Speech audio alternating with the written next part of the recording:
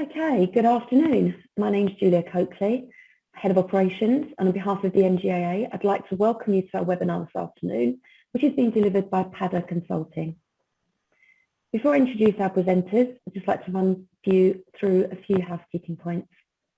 Please ensure your camera and your microphone is off, and if you would like to ask a question, please use the chat button at the bottom of your screen. If we don't get a chance to answer your question before the end of this event, our presenters will be happy to answer those post-event. This presentation is accredited for CPD points if this is relevant to your ongoing professional development.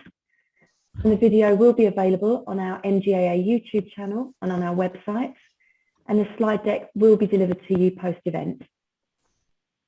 Please take time to respond to our SurveyMonkey survey post-event.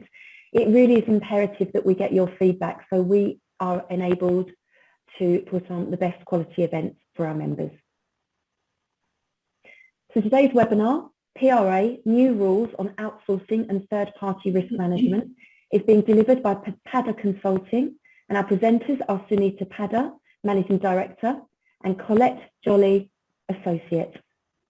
Sunita has undertaken and managed a wide range of regulatory engagements for numerous insurance firms, holding senior positions within a number of these firms.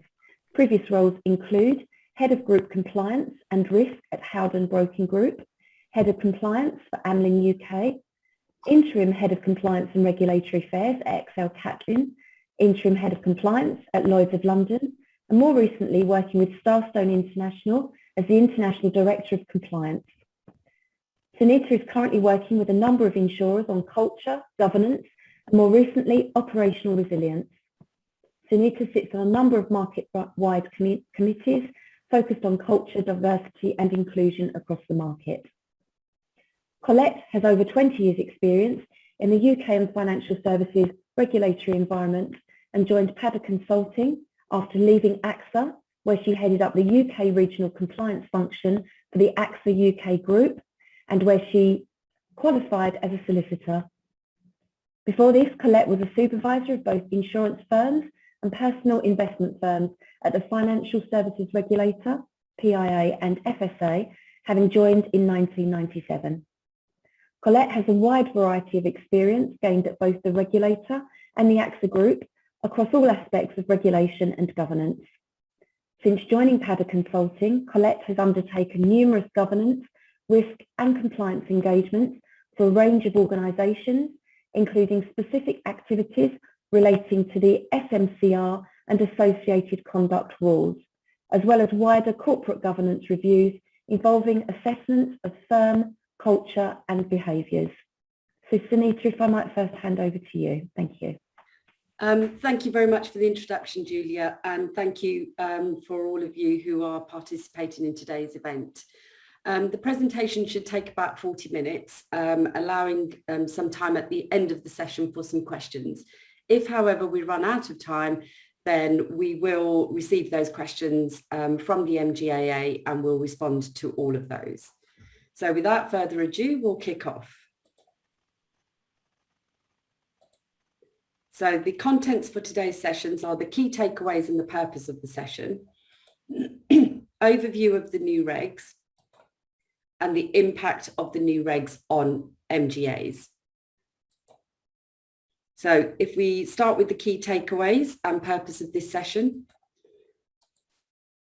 it's to summarise why insurers will or may be asking you to confirm that you are operational resilient and what that actually means, explain the proposed changes to agreements with insurers, explain why insurers will be asking you to attest to the operational resilience of not just yourselves, but any sub-outsourcing arrangements, so sub-delegation or cover holder arrangements, and set out the actions needed to comply with the reg requirements imposed on insurers and which will indirectly impact MGAs and other intermediaries and third parties with whom insurers have arrangements. So this covers both existing and new. So we hope we can finish at the end of this session and leave you with all of those takeaways. So before I actually start, it would be good to provide you with an overview of the regulation and the timescales. So this is a summary of the regulation. A number of insurers are already started this process, and they've kicked off their various different operational resilience work streams. What this involves for insurers is to identify the important business services. So this is the bit that where insurers are mapping out their important business services, what they also need to do is they need to ensure that any resources and under-resources, any third parties that are material to that important business service. So it's the materiality piece that's important here. So if you, as an MGA, are material to the important business service of a given insurer, then this will affect you. Well, then what the insurers need to do is develop their impact tolerances, map the key resources, identify any vulnerabilities, and then design severe but plausible scenarios. And again, this is something that the regulator has said to insurers, or within their supervisory statement, that they will be challenging firms on these scenarios. So they've got to be severe but plausible. And then also developing internal and external communication plans. Again, this will be another area that may impact MGAs. And then what the insurers need to do is identify any gaps and lessons learned, and all of this to be done by the 31st of March 2025. So you might think, oh, well, that's loads of time. However, if you look at the timeline below, 29th of March 21, the regulators issued their final rules. Now, rather interestingly, the consultation for operational resilience and outsourcing and third-party risk management was actually communicated prior to the global pandemic. So that was in December 2019.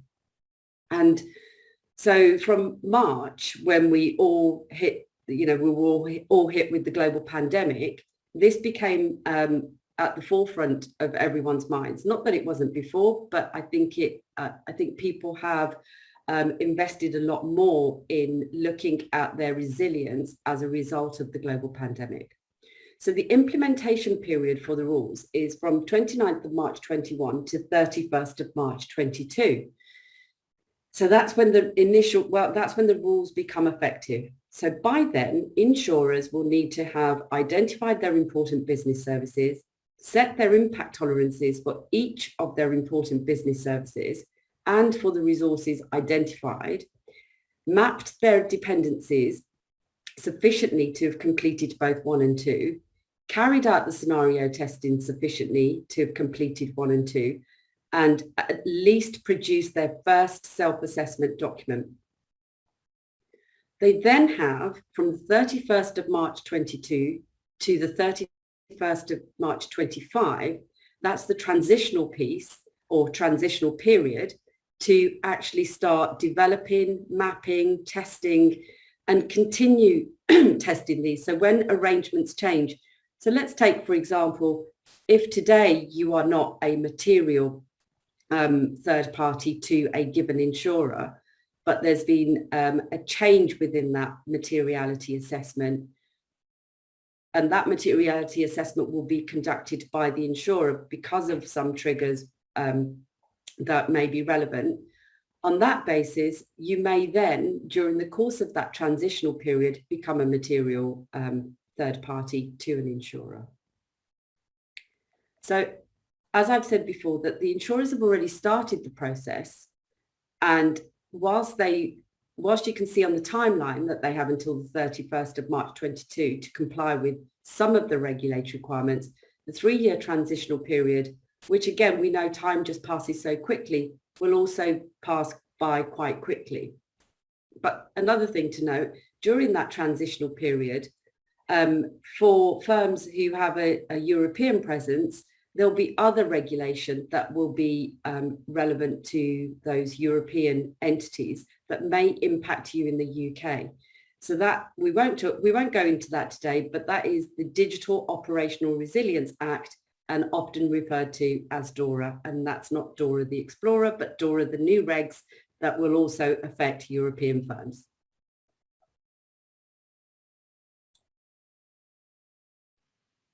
So now I'm going to hand over to my colleague, Colette, who will talk you through the next few slides. Thank you, Sunita. Welcome, everybody.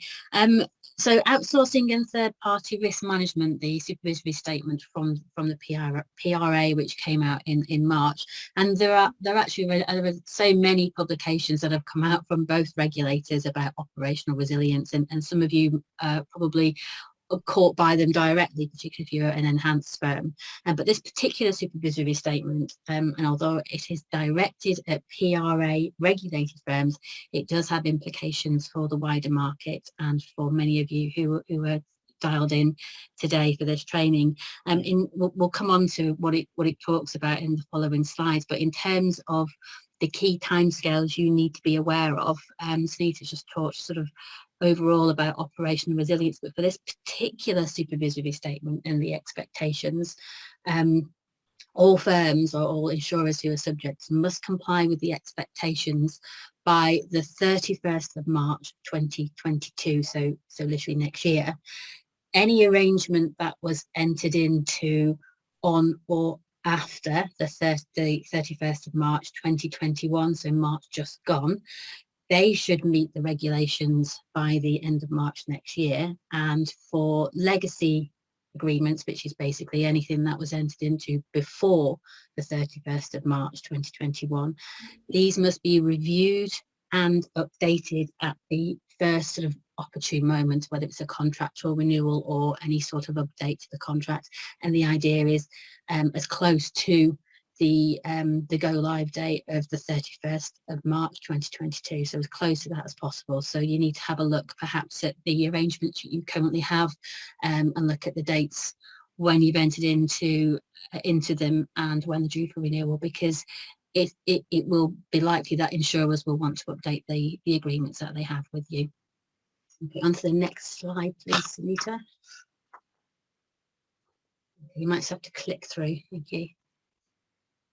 Okay, the PRA, I'll let you read it, the slide, but the PRA rulebook defines outsourcing as an arrangement of any form between a firm and a service provider, whether it's a supervised entity or not, and by which that service provider performs a process, a service, or an activity, whether directly or by a sub-outsourced arrangement, which would otherwise be undertaken by the firm, i.e. the insurer itself.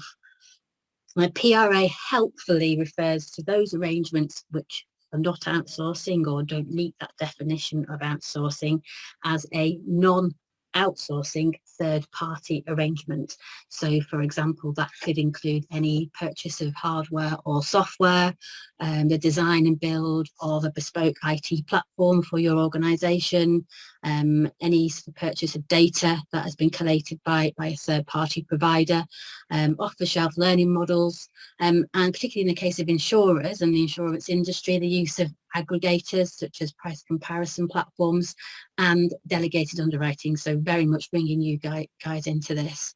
So insurers will need to assess all arrangements for materiality, whether they fall within that definition on the slide there of outsourcing or not. But the intention is that all controls should be appropriate to the materiality of that third-party arrangement.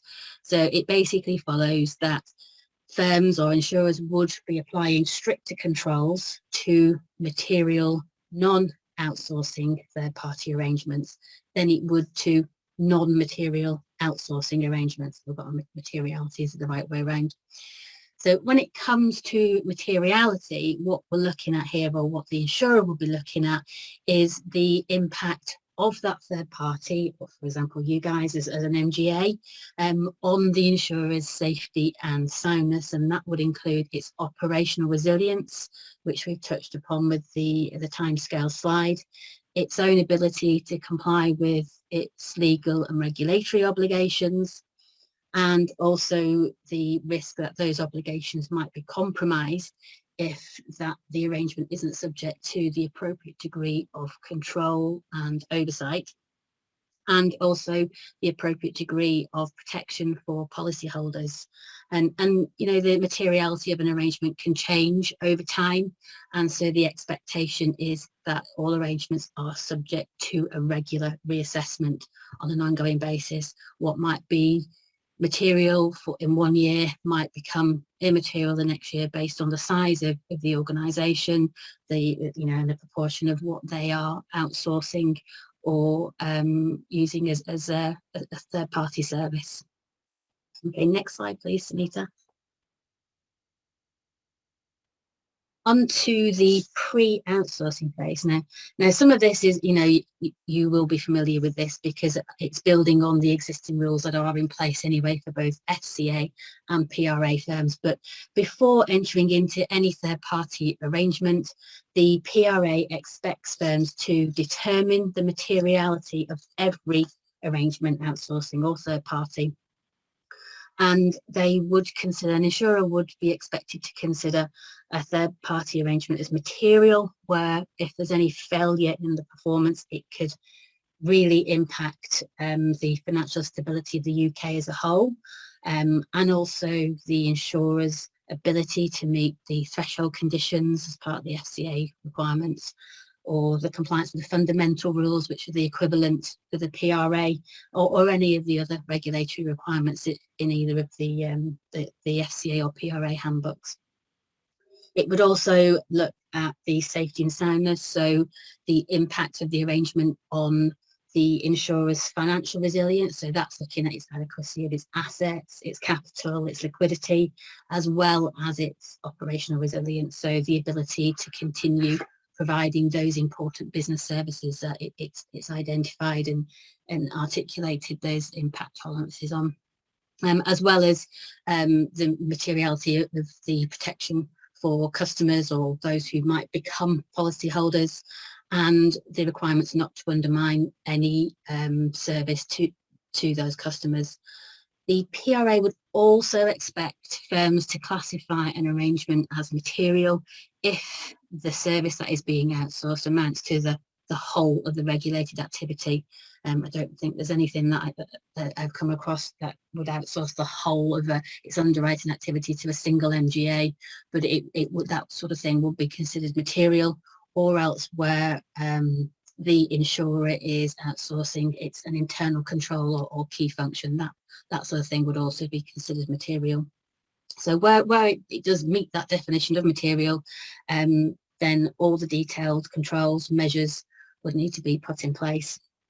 Now, secondly, the PRA would expect insurers to undertake appropriate due diligence. So they do due diligence on you all anyway, and you're all involved in that because it's a bit of a tortuous process at times, backwards and forwards with processes and policies and reports. I'm expecting because of this there will be extra due diligence, so extra processes and reports for you. The insurers will also have to identify a suitable alternative to you guys as well as part of this due diligence. But in the case of an arrangement which has been assessed as material, the PRA would expect insurers to look at, and it's on the slide there, to look at your business models, the complexity of your organisation, the ownership structure, looking at your reputation in the marketplace, the capability and expert knowledge that you have, looking at financial and non-financial resources, data security, and also looking at the distribution chain. So what sub-outsource providers do you have? Do you have any sort of sub-delegations? And also whether you would have as a third party, whether you have the relevant authorisations from the regulators, and that you're compliant with the data protection legislation and any other relevant regulation or industry standard.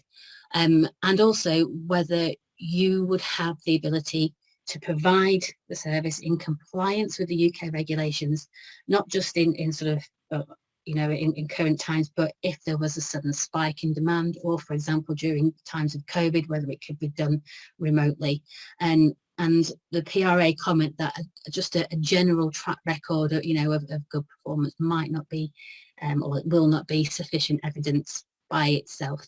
So insurers will be doing a little bit more digging around sort of firms' operational resilience and how they can cope at times of stress. Thirdly, before entering into an arrangement, The insurer would have to assess the risks of every outsourcing arrangement. Again, they do that anyway. They would always assess the risks of an arrangement. But this will be probably a little bit more detailed. So they'll be looking at the operational risks based on a number of different scenarios, from regular everyday scenarios to very stressed, severe scenarios, all plausible scenarios, things that could happen. But they would plot them on different things that could happen. As well as financial risks. So that might also include the need where they might have to bail out a third party. So in times of economic stress, they would be looking at all sorts of risks around the third party there as well. On a regular basis, they would have to do risk assessments. So if anything changes in the arrangement, or for example, there was a crystallised risk or a serious breach which occurred, you might find that an insurer would then reassess the materiality and the risks of the arrangement based on those.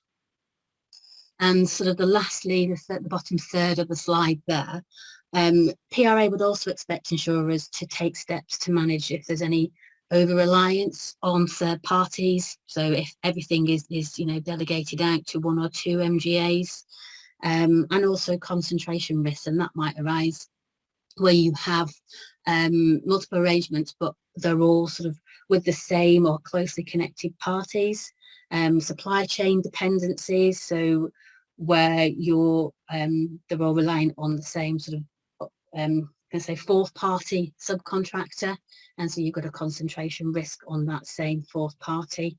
Any arrangements that are difficult or impossible to substitute, but also sort of any concentration of outsourcing. So, for example, where it might be a number of unconnected third parties, but they're all based in one location, in a business hub or one jurisdiction, for example, concentration risk might arise there.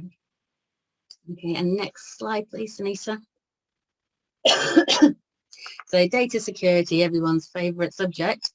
The PRA expects the firms to define, document, understand their own responsibilities in respect of data, and also the responsibilities of the third party, and take measures to protect them. And this is about data, not just customer data, but data in the widest sense. So it's corporate data, it's personnel data, it's not just your sort of data which is subject to GDPR. Now, all data involved in the arrangement needs to be classified based on confidentiality. So that could be, so for example, data is confidential, or it's client data, it's personal data, it's sensitive, it's transactional data. And some firms have actually developed data dictionaries to so everyone's clear on what is being referred to. Other requirements in respect of data security relate to the need to assess and identify all risks of the data, and that could be linked to where the data is held. So, for example, if it's a server in the UK, or if it's held in the cloud, and also different jurisdictions. So it could be that you have servers located internationally, so you need to look at the relevant legislation around that. For example, if you had a server located in the US, the US regs would then apply to that data. And once you've assessed all those risks, you would then, the insurer would need to make sure that the appropriate controls are in place, and that would be to protect the data, whether it's in transit, it's in memory, or it's at rest. And they're your typical ones that you'd come across, so your encryption of data, your restriction of access to that data, configuration management. And in the context of data that is held in the cloud, misconfiguration, so errors or gaps that might mean data is exposed, they are sort of the major causes of data breaches. So there's so many mechanisms around protection of data that's held in the cloud, and all those would need to be considered, and depending on the nature of the relationship and the arrangement between the insurer and the third party. So moving on to access, audit and information rights, I shall hand you back over to Sunita. Thank you, Colette. So the bank and PRA have a range of statutory information gathering investigatory powers. some of which may apply directly to outsourced service providers, as well as the insurers, but the PRA expects firms to make service providers aware of the powers and requirements. So I think we're familiar with some of these, like a Section 166, for instance. I think everybody's familiar with that, but there are others which we are less familiar with. So Section 165A, so that is the PRA can require service providers to provide it with information it considers is or might be relevant to the stability of the UK financial system. And this, again, this would be applicable to insurers and the outsourced provider. So if the PRA, whilst this isn't directly impacting you, via the insurer, if they feel that there is a cause for concern, they can come directly to the third party. Similarly, with Section 1667B, any entity which is providing or has provided services to a firm in relation to matters subject to a Section 166 review must give the skilled person all the assistance that they need. Again, that is applicable to insurers and the outsourced provider. Section 1662B, the PRA can require any member of the authorised persons group to provide information or produce documents with respect to any matter. That's applicable to insurers and outsourced providers and not directly applicable to the service provider. So this is more on a delegation of authority rather than the service provider. Section 1657E, the PRA can require a person who provides any service to an insurer to provide specified documents or information. So this is where the insurer would need to make you as an MGA, dependent on the materiality assessment, aware of these powers, because some of them would indirectly apply to you where the PRA could access you or come to you directly for information.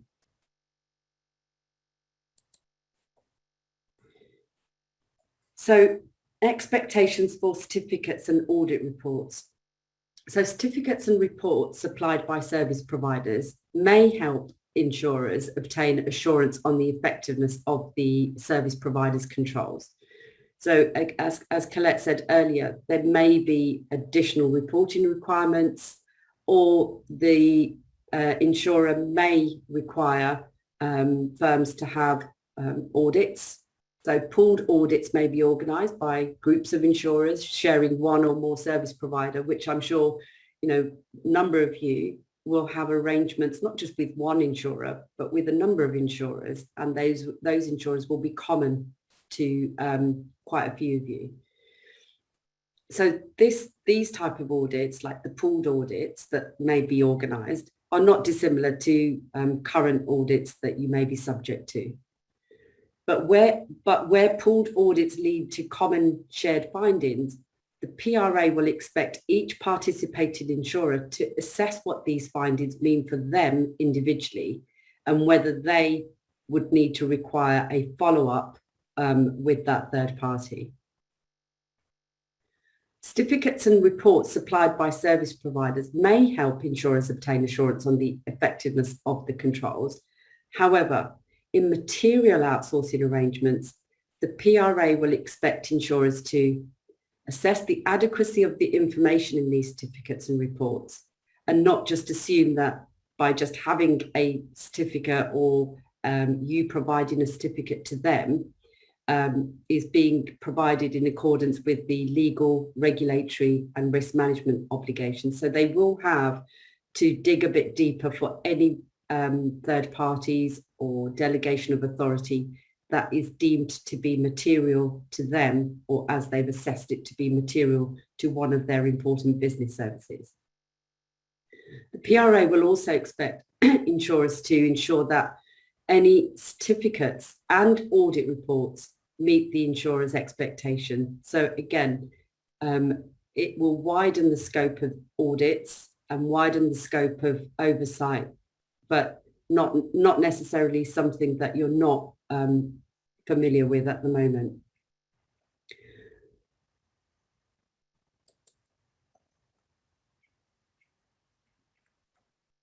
So on to business continuity and exit plans. Insurers should implement and require all service providers in material outsourcing arrangements to ensure that they have implemented appropriate business continuity plans.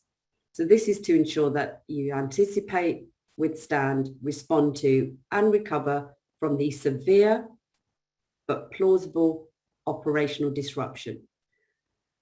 And I know that a number of us have experienced, sometimes when we talk to firms about operational resilience, and they say, well, March last year when we were all sent home, our business continuity plans and our resilience worked just fine. But it's to note that the operational resilience requirements is far broader and deeper than the business continuity plans. And noting that the situation that we were all faced in last March due to the global pandemic, we were all in the same boat. So I think there were everybody was a little bit more amenable and a lot more understanding of individual circumstances. However, for an operational resilience to be completely effective for an insurer, we've got to look at this as if it was just affecting one party or two parties and not the whole of the market. So it's looking at it with a slightly different lens.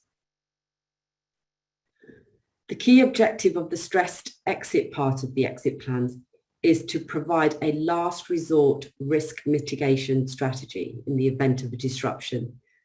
This disruption that cannot be managed through other business continuity measures. The PRA does, however, expect insurers to identify viable forms of exit in a stressed exit scenario and give meaningful consideration to that. So what the insurers will be looking at is if there was an issue with a particular third party that was deemed to be material to their important business service, then what is their plan B? So would they bring that function or service back in-house? If they were going to bring it back in-house, do they have adequate resource to be able to bring it in-house? And how will the whole logistics of bringing a function back in-house work, and over what period of time? Time is a crucial factor in terms of how the insurers have been asked to assess the impact. So if something's down for a couple of hours, it may not have as bigger impact as if something was down for a couple of days. Once an outsourcing arrangement has been implemented, the insurers will be looking to test their business continuity and exit plans. And this will be done on a risk-based approach. So during the transitional period from March 22 to March 25, you may see, if you have been classified as material to a particular insurer, you might see increased activity, especially around where insurers will be testing their plans. And that's the period where they have that 3-year period to ensure that they finesse the process, they update the process. So there may be a lot of to-ing and fro-ing during that period.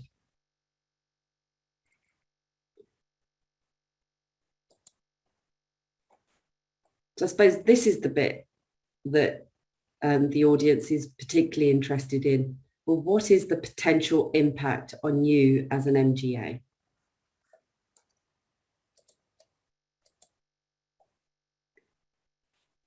So whilst insurers will be making changes to their outsourcing arrangements with third parties, as I've said earlier in the presentation, the initial focus will be on any that are material to an insurer's important business service. So initially, the focus will be on the impact an MGA has on the operational resilience of a given insurer. But they will also be looking at the kind of products you write, the volume of those products, and if any of those products would cause intolerable harm to the end customer, or in fact have an impact on the market integrity. Those two are particularly the objectives that the FCA are interested in. So you may be approached by several insurers for the same information. So that is why an attestation or a certificate is the most efficient way of ensuring that you are compliant or in line with the insurer's operational resilience strategy or requirements. The regulators have said that for material outsourced activities, that they will expect third parties to cooperate with the insurer. And they've made it very clear to insurers that if the third party who is not directly subject to the new regs, the insurer should consider terminating that relationship or exiting that relationship if the third party, whether it's a service provider, whether it's an intermediary, whether it's an MGA, is not aligned or not in alignment with what the insurer is expecting of that third party. So if you are classified as material, the insurer may also need to assess any key resource impact. And by that, I mean any key man risk that may be apparent within the MGA or the third party, or within that relationship between the insurer and the MGA.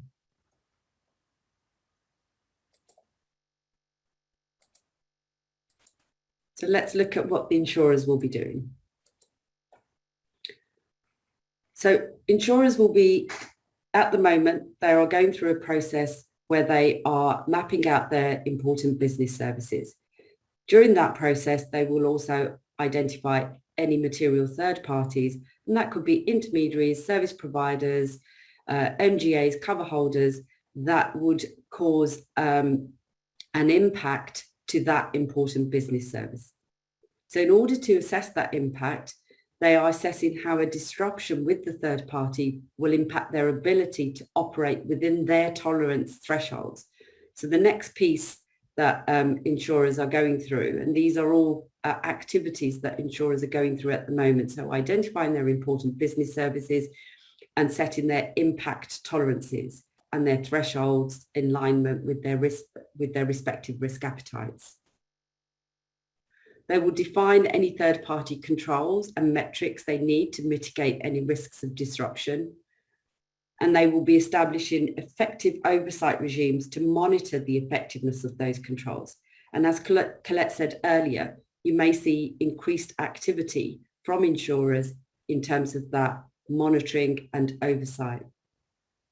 And then asking third parties to evidence or confirm that they are operationally resilient.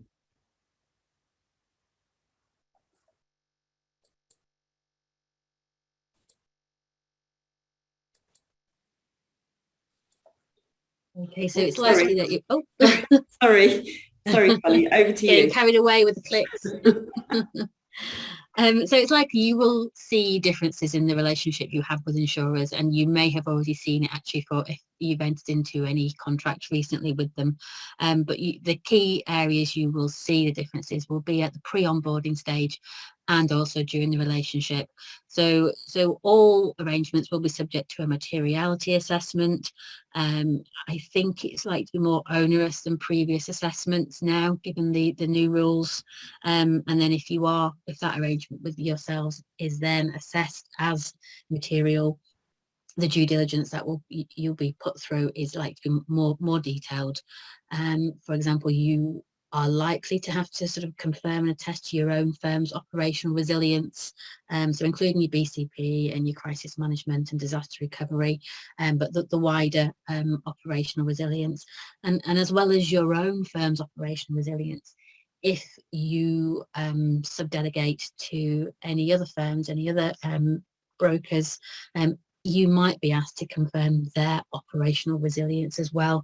And so you're really going to have to get some kind of understanding who is in the chain and what sort of firms are in the chain, almost like to do an updated due diligence on an ongoing basis for who you delegate to. And the written agreement, we have to have a written agreement anyway at the moment, but if it is a material arrangement, it will be more detailed. There will be more detailed provisions. It will probably cover the same areas, but the requirements, the detail that it will go into, I expect will be more specific. And then during the relationship, there will be this regular reassessment of materiality, and that might result in additional sort of things going backwards and forwards between you and the insurers. The ongoing monitoring of the relationship, and as Sunita touched on, insurers might utilise third-party certificates and reports to help them with the assurance of the effectiveness of the controls in that arrangement, subject to those third-party certificates meeting the requirements.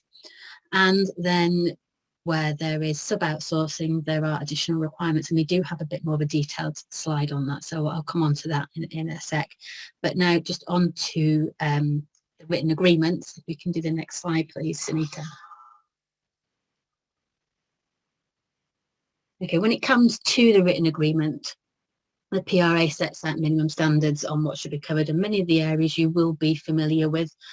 So for instance, description of the services to be performed, the service levels of performance, any MI that's required, any reporting and notification requirements. So all that is not going to change.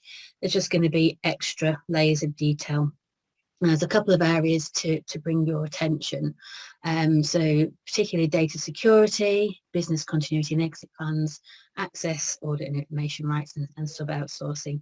So in terms of data security, additional provisions around accessibility, availability, integrity, confidentiality, I mean, what words can I think of, but basically the privacy and the safety of the data, and any controls related to any identified data risks, whether it be data at rest, data in transit, and data in memory, as well as, don't forget, the articulation of those responsibilities.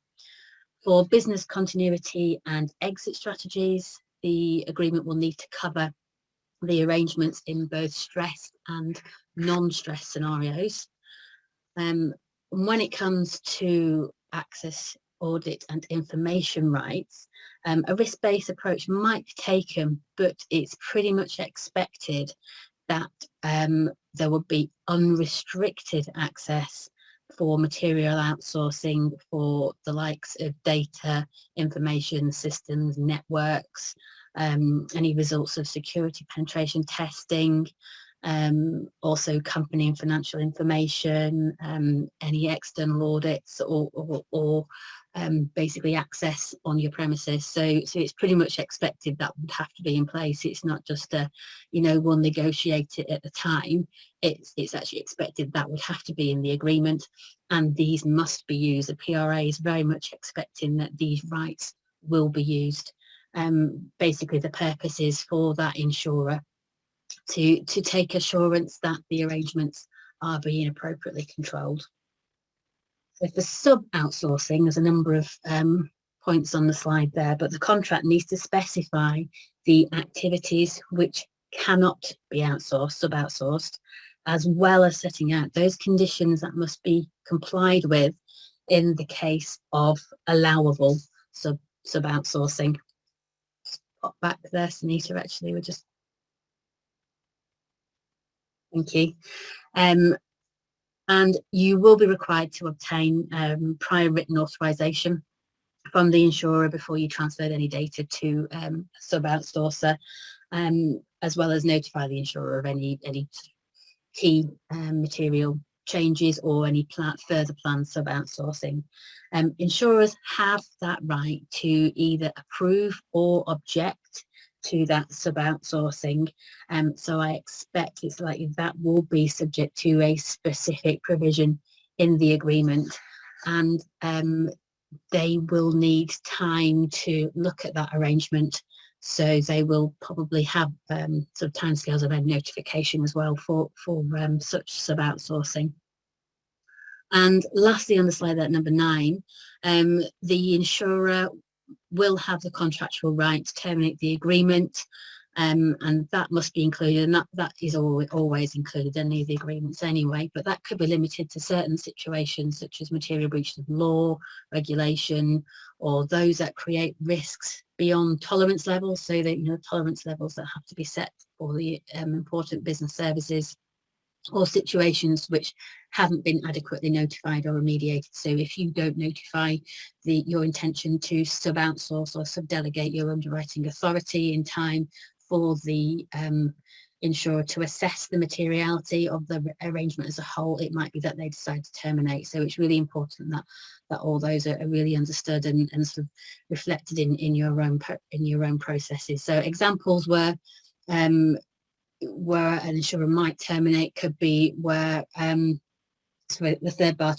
third party changes its list of material sub-outsourcers and doesn't tell the insurer. As a significant incident at the party that you sub-delegate to, and that's caused sort of extensive and unmanageable operational disruption to the insurer, which causes the insurer not to be able to meet its own regulatory obligations or breach its tolerances for any important business services, or where that sub-outsourced fourth party, can I refer to it as, enters into insolvency proceedings, and as a result, it materially impacts the delivery of any service to the ultimate policyholder. And also, if there's any actions that have been taken following a breach or a crystallised risk, and the actions that have been taken just weren't adequate, and they haven't sorted it out. So things like that, the insurer could then exercise its right to terminate the agreement. And next slide now, please, Sunita. A little bit more on sub-outsourcing. So sub-outsourcing is also referred to as chain outsourcing. So it's defined on, we've got it on the slide there, a situation where the service provider under an outsourcing arrangement further transfers an outsourced function to another service provider. So it's effectively like distribution chains that we have in the insurance market, and it can amplify certain risks in material outsourcing arrangements, such as it might limit the insurer's ability to manage the risk, particularly where there are large chains of distributors. So it's how can they get the oversight of each individual entity in that chain.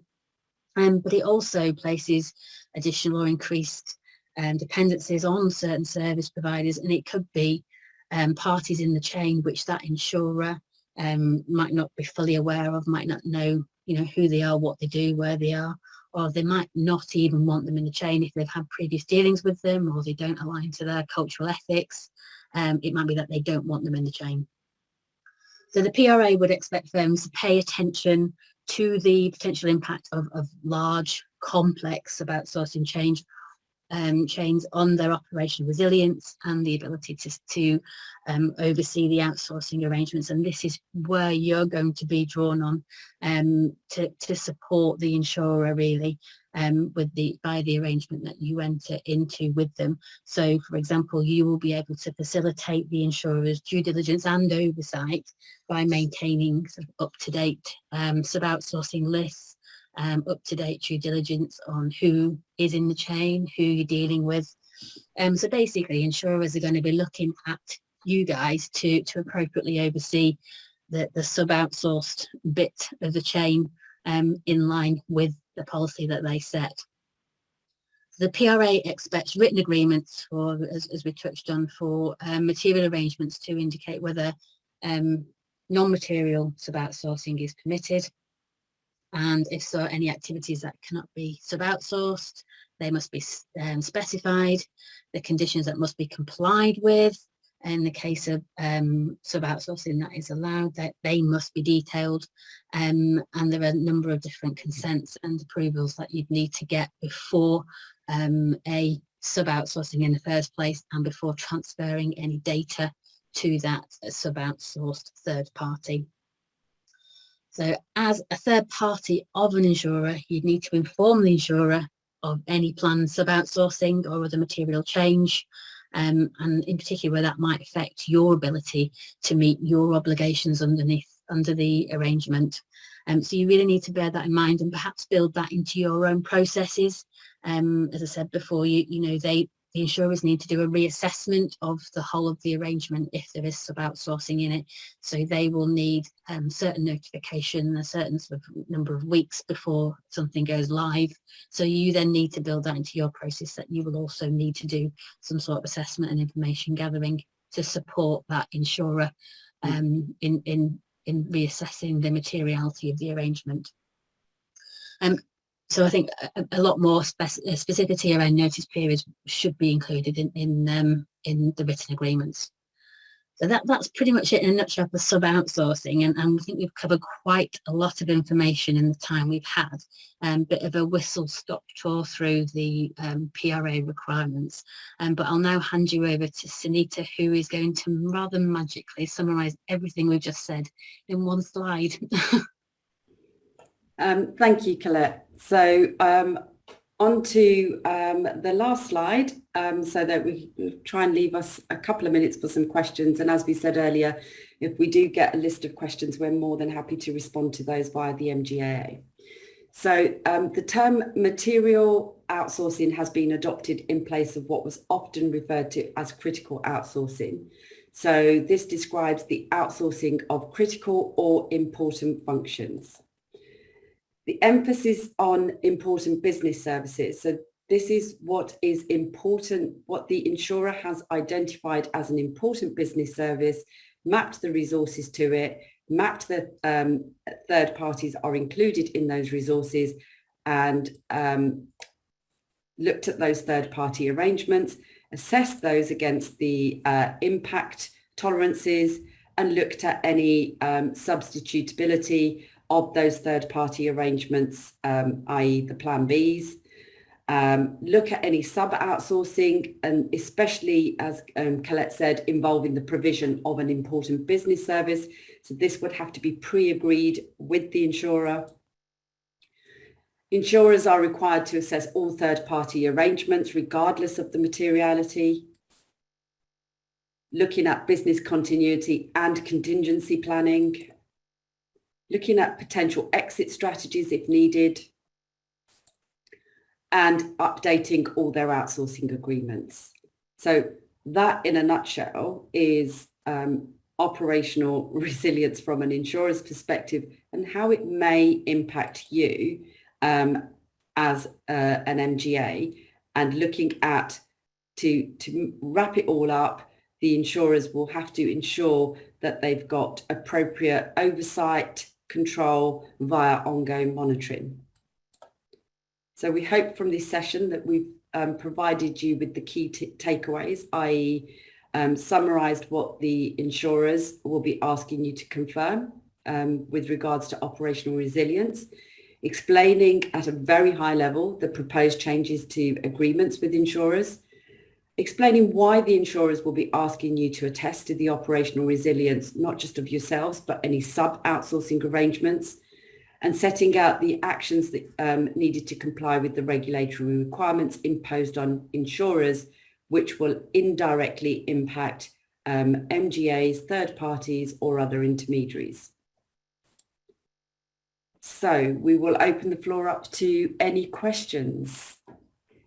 Thank you so much, Sunita and Colette. That was there's a lot of information on there, and the slide deck, I think, and the recording is going to be very helpful for people to refer back to some of the areas that you've covered there.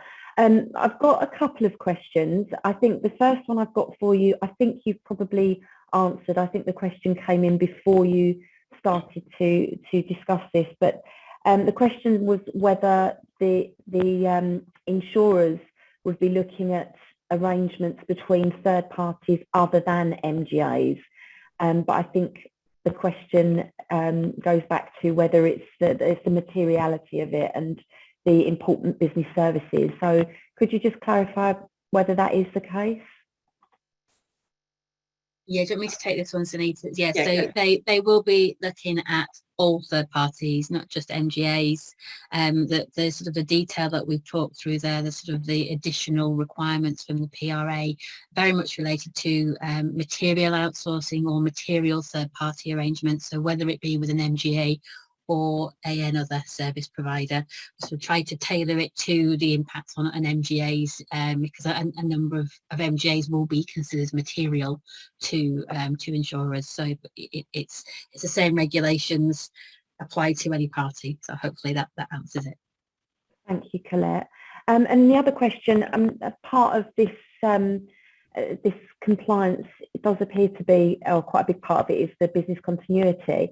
Would an accreditation such as the ISO 22301 be something that our MGAs could look to achieve that might help in some way or start to prepare them? That would only be part of the solution, so it wouldn't respond to all of the insurers' questions, because the way that the insurer is looking at this is not just any IT accreditation or system accreditation. They're looking at it on the impact on their important business service. So it very much depends on where, as an intermediary third party MGA, you fit into that respective insurer's mapping process and where the impact would be. And that's where you will see insurers reaching out to MGA. So accreditation on its own probably wouldn't be sufficient. Okay, thank you for that. And then is there anything else that MGAs in particular could or should be doing in preparation for the questions that insurers are going to be posing to them? Identify all of their sub-outsourcing arrangements. So it's not just their immediate sub-outsourcing, but sub-outsourcing or sub-outsourcing. And I think to have a register of those to identify whether they are, how many arrangements are there within that distribution chain, or how many sub-outsourcers do they rely on? That becomes quite a crucial part. And whilst this is new for the UK regulatory requirements, across Europe that's already a requirement, where if you have a relationship with a cover holder or an MGA, you do have to identify the whole of that chain, and you do have to do your due diligence on all of that chain and provide that to the regulators. Thank you. And do you think this sits in line alongside the FCA's requirements on pricing practices and product value assessment, the obligation on product manufacturers to identify the value of their products through to the consumer? Is there a real cohesion, albeit inadvertently, with the information that needs to be gathered here? I would say so. I would say that don't look at both of those pieces of work or exercises in isolation, but now you have this information on, insurers may be requesting information on your sub-outsourcing as part of the work that you would have already done on your distribution chains and the value distribution chain, and looking at the remuneration of the various different parties within that. You will already have that, so that information can be quite easily transposed to a register of some description of if and when that changes and where your triggers will be and how it impacts your value distribution chain and or sub-outsourcing arrangements. Then you can look to kill two birds with one stone. But a very good question. Always helpful in time saving and resourcing. Just a quick question. Now we've only got a couple of minutes. If it's not a quick answer, then we can take this offline and respond accordingly. Is there going to be any consistency, as far as you are aware, across the market? Will the insurers be approaching each third party independently? I think, again, as far as you're aware. I think, as far as I'm aware, that consistency piece is still being worked on how that will look. Because if you think about insurers and what the other thing that they need to be looking at, especially if you've got Lloyd's managing agents or other insurers, you have got outsourced providers such as Exchanging or Limos or other providers who are common to all. So how is that going to work? Will you have every single insurer going out to each one of those?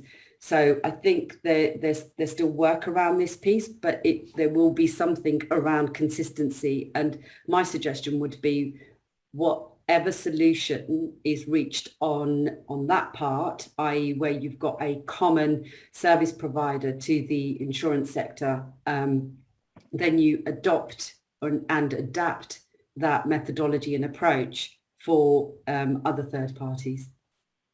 Okay, thank you for that. Just as an aside, I've got a meeting with the ABI coming up to discuss this very point, and actually, you know, it is a really good question as to whether there'll be consistency. So hopefully I'll have something for our members in due course. We're at 2 o'clock. I do have another question. I think that might have gone into Teresa. Teresa, are you able to let me know whether we've got the contact details of the person who submitted this final question? If so, we can respond post-event. In the meantime, I'd just like to thank yourself, Sunita, and Colette. We really appreciate your time. It's a very complicated, to a degree, regulation, but it's great to have you today to point out that our MGAs and, of course, actually our supplier members could well be impacted by this. So we do appreciate your time. We had a great turnout today, so a lot of registrations, but a lot of people also dialing in, so it's a very important topic. So thank you to all of our delegates, members for dialing in, and thank you once again to Sunita and Colette and PADA Consulting. It's much appreciated. Thank you very much, and have a good afternoon. Thank you. Thank you. Take care.